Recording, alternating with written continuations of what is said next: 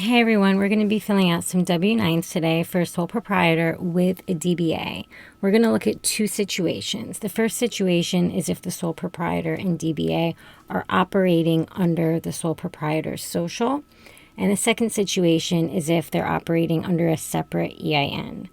Either way, to get started, you're going to go ahead and put your full name on line 1. It must match exactly how it is on your income tax return.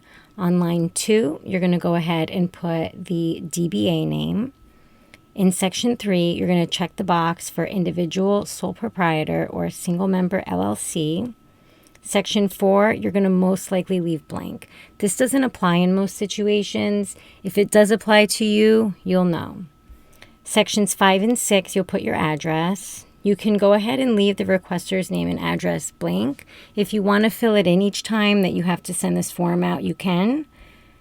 Section 7, you'll put any account numbers that are associated with the reason why you're going to be filling out this form. It's likely that there aren't any, and you're just going to leave this blank.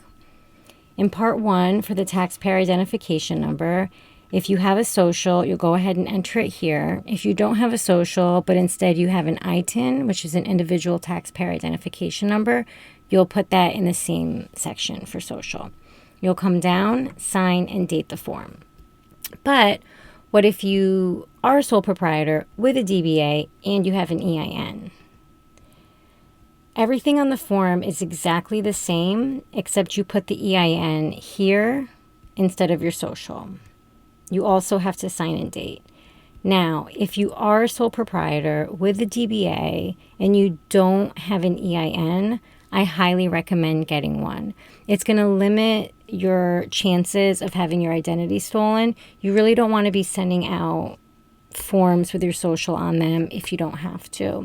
A lot of people think that you need an LLC or a corporation to get an EIN, and that's not true.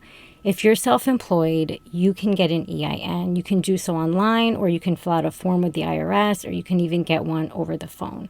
So if you don't have one, please get one. And that's it. Thanks for watching.